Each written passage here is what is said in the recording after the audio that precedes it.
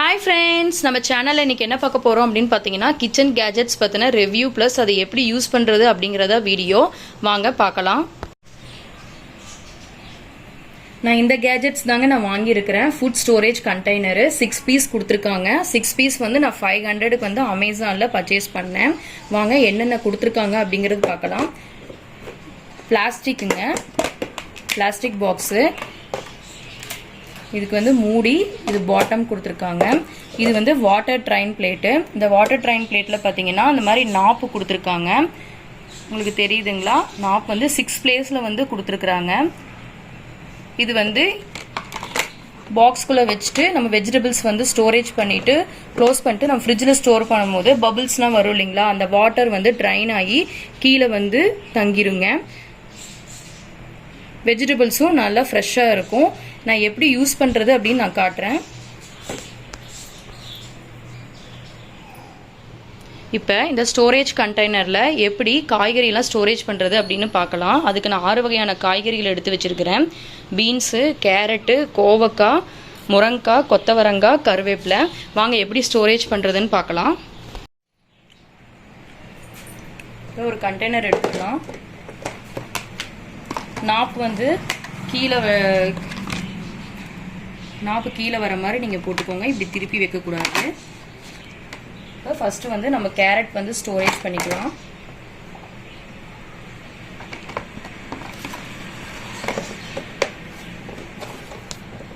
Next box எடுத்துக்கலாம். கோவக்காய் storage பண்ணிக்கலாம்.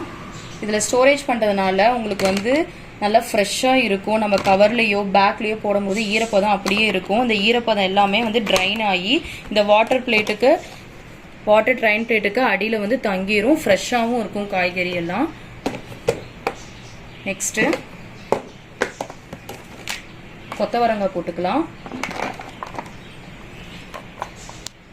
இதையும் க்ளோஸ் பண்ணிக்கலாம். நெக்ஸ்ட் பாக்ஸு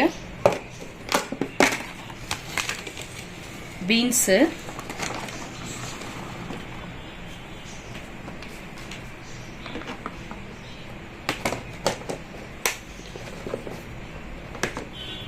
நெக்ஸ்ட்டு முருங்கைக்காய்க்கு வந்து இந்த பாக்ஸ் வந்து பத்தாது.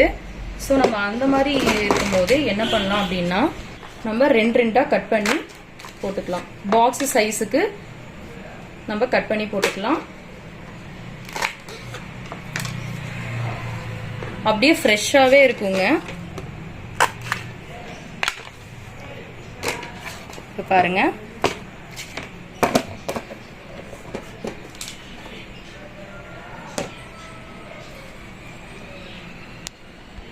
Last box.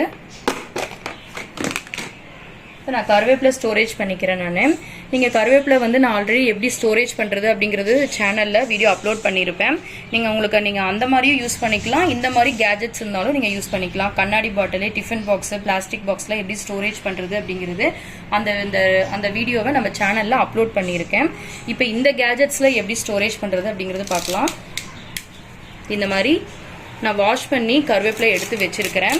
வாஷ் பண்ணிவிட்டு கொஞ்சம் நேரம் இப்படி உலர்த்தி விட்டுட்டு இந்த மாதிரி உருவி நீங்கள் போட்டு வச்சுக்கலாம். ஈரப்பதமோ தண்ணியோ ஏதாவது இருந்தாலும் இதில் வந்து ட்ரைன் ஆகி இந்த வாட்டர் பிளேட்டுக்கு அடியில் வந்து தங்கிரும். ஃப்ரெஷ்ஷாகவும் இருக்கும்.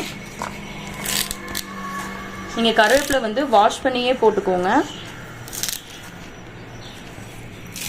நான் வாஷ் பண்ணி உலர்த்தி எடுத்து வச்சிருக்கிறேன். கருவேப்பிலை எல்லாத்தையும் உருவி எடுத்து வச்சுக்கிட்டேன். மீதி எக்ஸ்ட்ரா இருக்கிற கருவேப்பிலை எல்லாத்தையும் டிஃபன் பாக்ஸ்லேயும் கண்ணாடி பாட்டிலையும் நான் ஸ்டோர் பண்ணிக்கிட்டேன். இது எப்படி நம்ம வந்து ஸ்டோர் பண்ணுறதுங்கிறது நம்ம சேனலில் அப்லோட் பண்ணியிருக்கேன். நீங்கள் அதையும் பார்த்துட்டு அந்த வீடியோவும் பிடிச்சிருந்ததுன்னா லைக் பண்ணுங்கள். கமெண்ட்டில் எப்படி இருக்குன்னு சொல்லுங்கள்.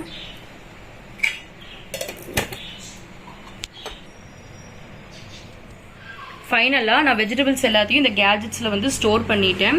இது எப்படி இருக்குது அப்படிங்கிறது ஒரு 2 days 3 days கழிச்சு நான் உங்களுக்கு கம்மிங் வீடியோவில் நான் அப்லோட் பண்ணுறேன். பாருங்கள், 6 விதமான காய்கறியும் இந்த கேஜெட்ஸில் வந்து நான் ஸ்டோர் பண்ணிட்டேன். இதை அப்படியே நம்ம வந்து ஃப்ரிட்ஜில் வந்து ஸ்டோர் பண்ணிக்கலாம். இந்த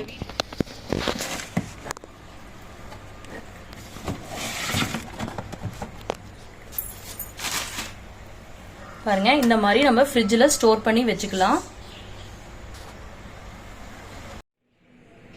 இந்த வீடியோ உங்களுக்கு யூஸ்ஃபுல்லாக இருக்கும்னு நான் நினைக்கிறேன். உங்களுக்கு பிடிச்சிருந்ததுன்னா லைக் பண்ணுங்கள், ஷேர் பண்ணுங்கள், கமெண்ட்டில் சொல்லுங்கள். தேங்க்யூ. முக்கியமாக சப்ஸ்கிரைப் பண்ணுங்கள்.